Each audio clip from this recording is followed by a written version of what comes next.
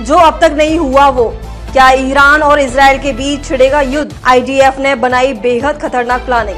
Israel ने एक बार फिर ईरान को खुली धमकी दी है। इजराइल ने कहा है कि अगर ईरान ने एक बार फिर उसके जमीन पर हमला किया तो उसे अंजाम भुगतने के लिए तैयार रहना होगा। इजरायली सैन्य प्रमुख लेफ्टिनेंट जनरल हर्जी हलेबी ने कहा है कि यदि ईरान ने इजराइल पर एक और मिसाइल हमला करने की गलती की तो इजरायली सेना उस पर जोरदार हमला करेगी। इजराइल पूरी ताकत से ईरान पर कर सकता है हमला। लेफ्टिनेंट जनरल हर्जी हलेबी ने कहा है कि ईरान की ओर से अगर एक मिसाइल हमला होता है तो इजराइल उस ताकत का उपयोग करेगा जो अब तक उसने ईरान के खिलाफ नहीं किया है। इजराइल ने दिया ईरान की मिसाइलों का जवाब। इजराइल ने कहा है कि हमने ईरान के कुछ ठिकानों को चुनकर रखा है जिस पर हम हमले कर सकते हैं। इजराइल ने 25 अक्टूबर की रात को ईरान पर हवाई हमले किए थे। इजराइल के 100 लड़ाकू विमानों में शनिवार तगड़ी ईरानी के आसमान में दाखिल होकर ताबड़तोड़ बमबारी की।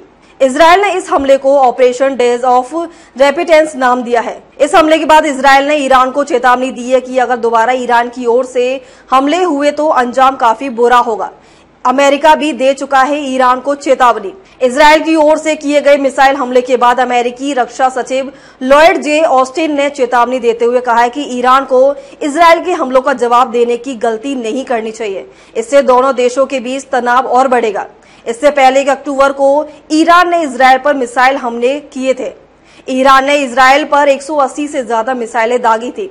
ज्यादातर मिसाइलों के इजराइल की डिफेंस सिस्टम ने नष्ट कर दिया था, जिसके बाद इजराइल ने ईरान को अंजाम भुगतने की चेतावनी दी थी। ईरान और इजराइल संघर्ष पर भारत ने क्या कहा?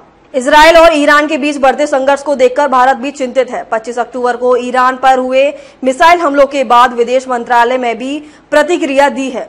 भारत ने एक बार फिर शांति की अपील की है।